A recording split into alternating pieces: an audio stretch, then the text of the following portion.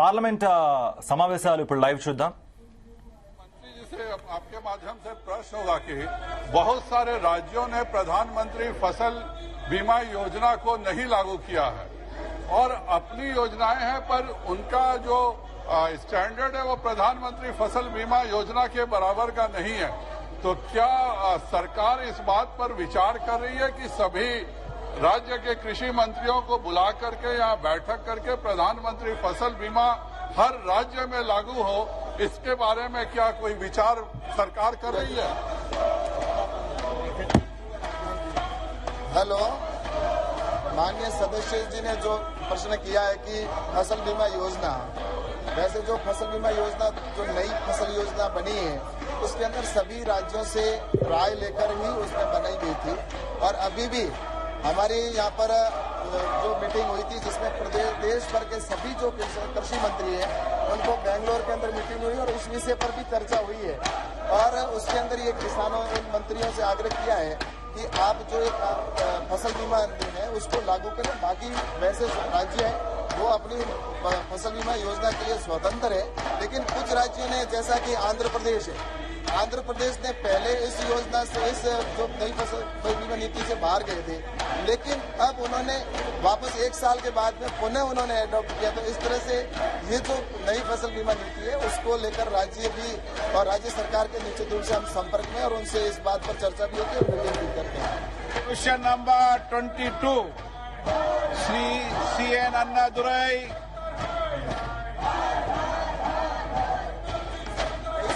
माननीय मंत्री ji Shri Gajanan Kirtikar ji. Okay, Shri Gajanan Kirtikar ji, Shri SS Palikam ji, please आज क्वेश्चन 9 श्री मलुक नागर जी.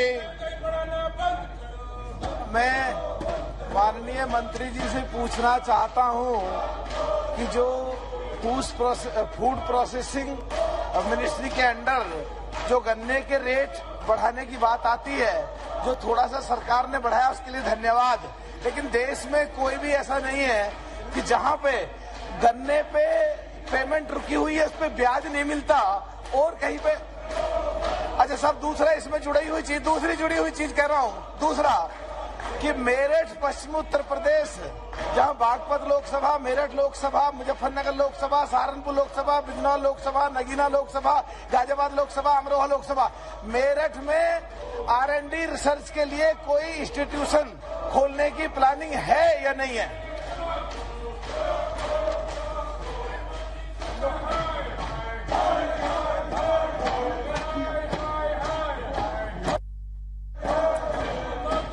माननीय मंत्री जी,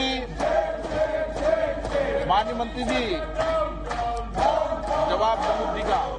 जी, इस पर भविष्य में विचार किया जाएगा. ओके, श्रीमती चिंता Anuradha. Thank you, sir.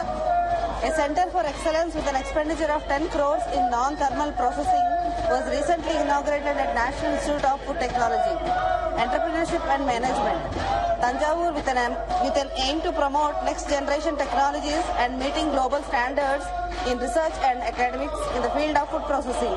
Does the government propose to establish any such centers in the state of Andhra Pradesh? Thank you, sir.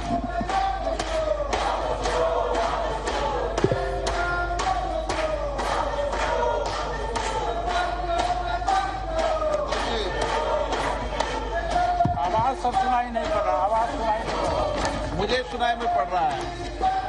Tamil Nadu में स्वीकृत परियोजना 81 है, जिसमें मेगा फूड पार्क 1 है, कोल्ड चेन 16 है, मिनी फूड पार्क 11 है, यूनिट 24 है, बैकवर्ड फॉरवर्ड 9 है, लैब 20 है, ऑपरेशन ग्रीन है, जिनका प्रोजेक्ट कॉस्ट 1328 करोड़ रुपया है और स्वीकृत 348 करोड़ रुपया है.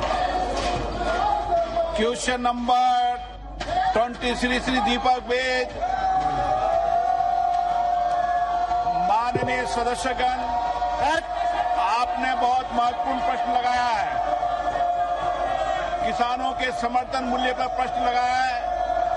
आप सदन में प्रश्न नहीं करना चाहते तख्तियां लेकर आ रहे हैं। ये दादा नियमों की किताब लेकर खड़े हैं और नियमों की किताब आपने पढ़ रखी है। ये नियम की किताब, दादा नियम की किताब पढ़ाओ इनको। नियमों के तहत 349 के तहत सदन के अंदर तख्तियां लेकर आना उचित नहीं है। ये परंपरा ठीक नहीं है। आप सदन के अंदर कुछ मर्यादाओं का पालन करो, अच्छी परंपराओं का पालन करो। महत्वपूर्ण प्रश्न आपने लगाया किसानों पर, समर्थन मूल्य पर। बाहर जाकर किसान की बात करते हो, अंदर सदन में किसानों की बात नहीं करते हो। बाहर जाके महंगाई की बात करते हो, सदन के अंदर महंगाई की बात नहीं करते। आपको पिछले सत्र में मैंने महंगाई की चर्चा के अलाउ किया था, आपने चर्चा नहीं की उस पर। ये उचित नहीं है, गलत तरीका है। नो, आप सदन में चर्चा नहीं करना चाहते। मैं हर विषय पर, हर मुद्दे पर आपको चर्चा करने का पर्याप्त समय, पर्याप्त अवसर देता हूं। सभा की कार्रवाई आज दोपहर 2 बजे तक के लिए स्थगित की जाती है।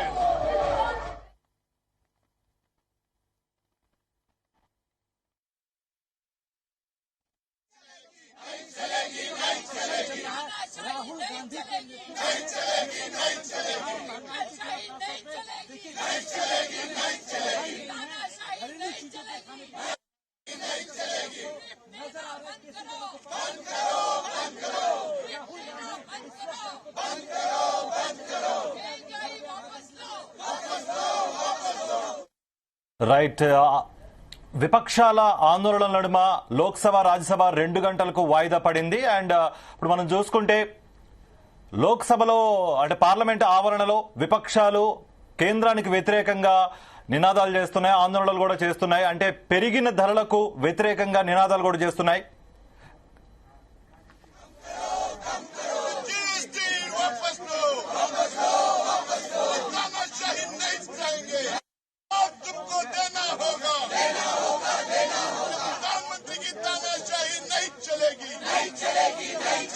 प्रधानमंत्री की तानाशाही नहीं चलेगी, नहीं चलेगी, नहीं चलेगी। दूध नहीं पे जीएसटी करो, बंद करो, बंद करो। महंगाई पे जवाब दो, जवाब।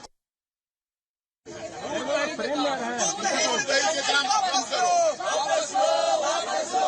दही से जीएसटी वापस लो, वापस लो, वापस लो। महंगाई वापस लो, वापस लो, वापस लो। मोदी सरकार हाय हाय हाय हाय हाय हाय। मोदी सरकार हाय हाय हाय हाय हाय हाय। गैस का दाम वापस लो, वापस लो, वापस लो। दूध दही का दाम वापस लो, वापस लो, वापस लो। महंगाई बढ़ाना बंद करो, बंद करो, बंद करो। महंगाई बढ़ाना बंद।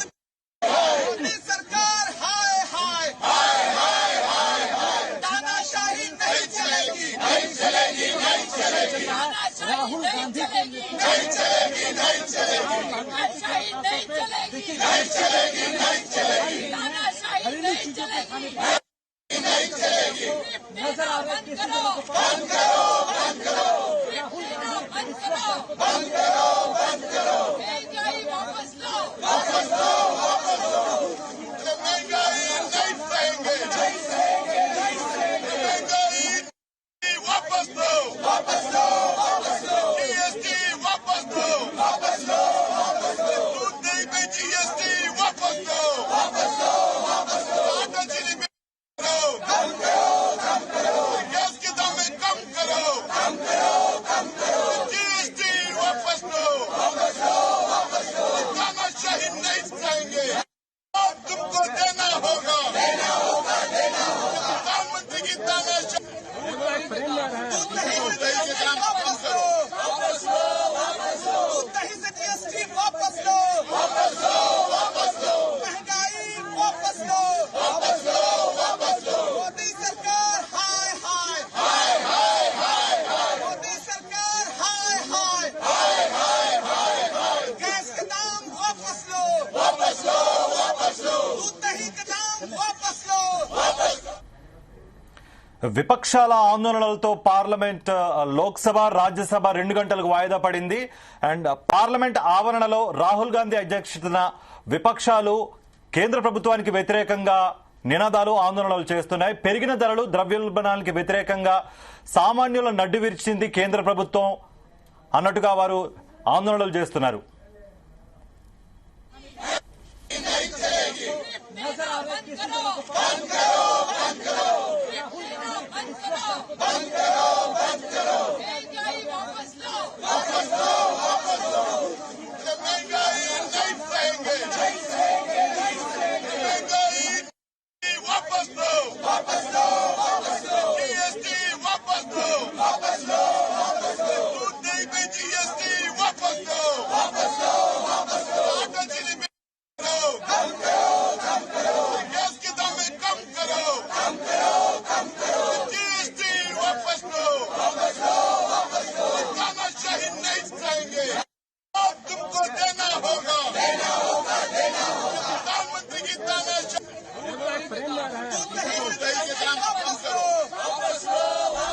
కేంద్ర ప్రభుత్వానికి వ్యతిరేకంగా రాహుల్ గాంధీ అధ్యక్షతన విపక్షాలు ఆందోళన బాటపట్టాయి.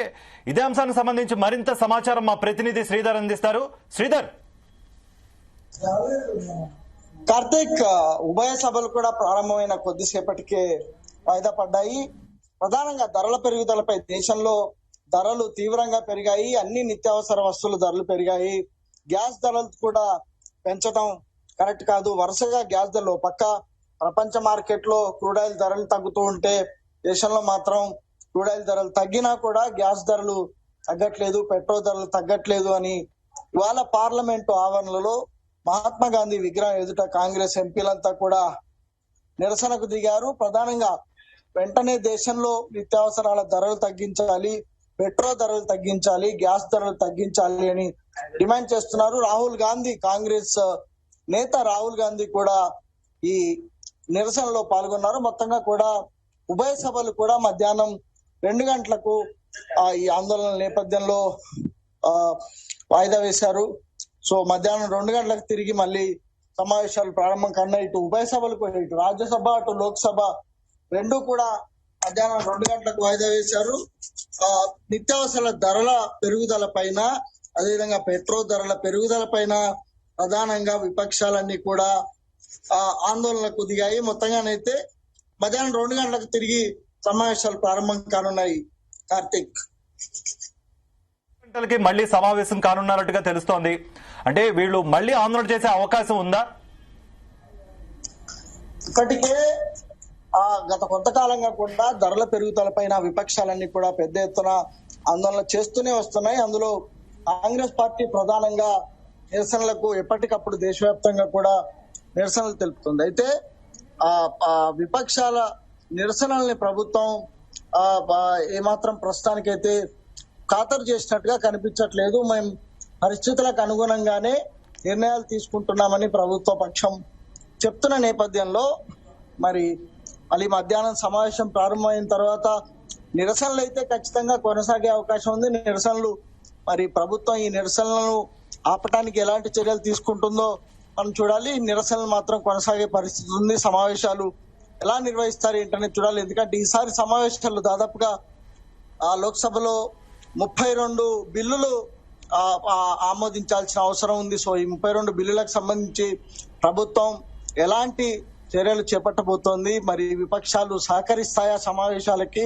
ఇప్పటికే ప్రభుత్వానికి కావాల్సిన ఎన్డీఏ పక్షాల మెజారిటీ కావాల్సినంత ప్రభుత్వానికి ఉన్న నేపథ్యంలో బిల్లులైతే పాస్ అవ్వచ్చు, కానీ ఆందోళనలు ఏ స్థాయిలో ఉంటాయి, విపక్షాల ఆందోళనలు సమావేశాలు జరిగేందుకు ఏ స్థాయిలో అడ్డుపడతాయి అనేది చూడాల్సి ఉంటుంది. మొత్తానికైతే సమావేశాలు మాత్రం గందరగోళంగానే కొనసాగుతున్న వాతావరణం అయితే కనిపిస్తుంది. Karthik. Right Sridhar, thank you for the update.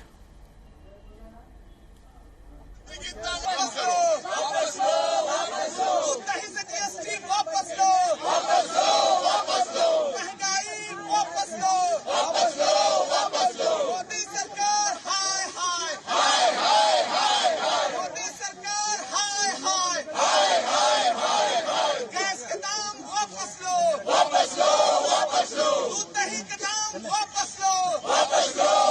Low